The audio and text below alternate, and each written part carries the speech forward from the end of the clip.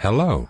Are you a member of any synagogue in this area? Yes, I go to the Sephardic synagogue every Shabbat. I heard that the rabbi of that Sephardic synagogue is not Orthodox. What do you mean he's not Orthodox? Well, I heard that he promotes the idea of women rabbis and that the RCA said he is not Orthodox. That is absurd. He follows Jewish law, teaches Torah, and is 100% Orthodox. I think you are mistaken.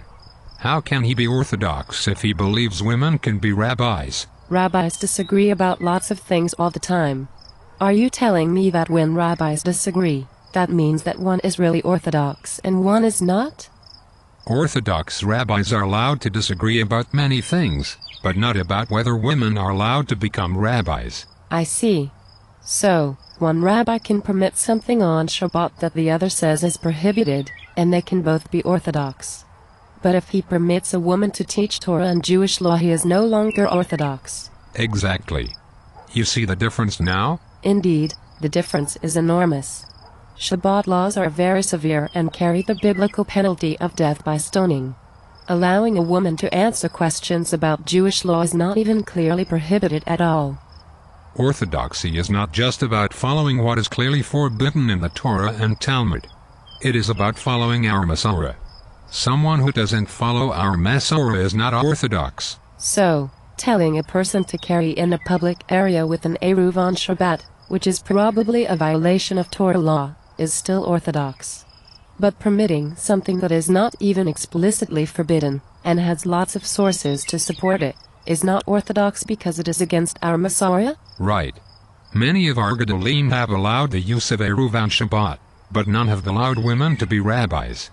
And they decide what is Orthodox. What about Deborah the prophetess? She was a judge who ruled on Jewish law for the entire nation of Israel.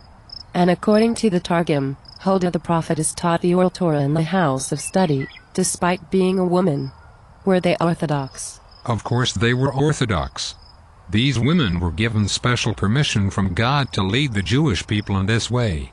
But saying that other women may do so is against our Masorah and is therefore not Orthodox. Let me get this straight.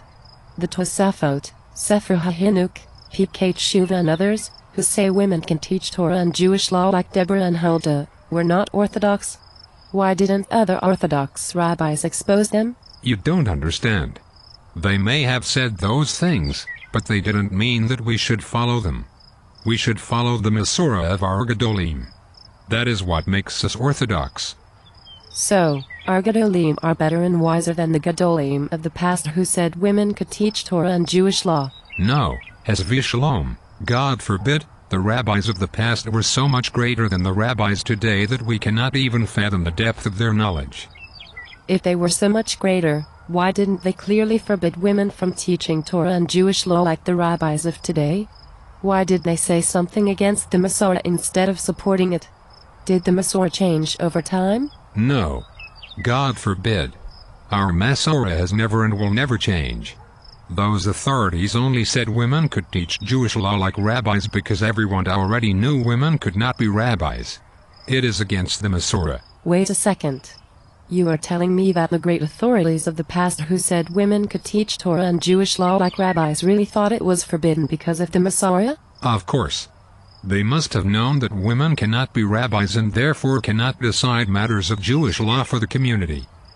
So these great authorities wrote that women could teach Torah like rabbis, but secretly believed that women are forbidden from doing so, and that anyone who believes otherwise is not Orthodox? Precisely.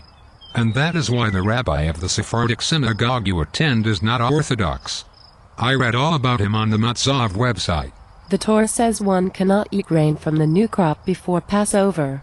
Nearly every source before the 17th century agrees that this grain, which is called Hadash, is absolutely forbidden.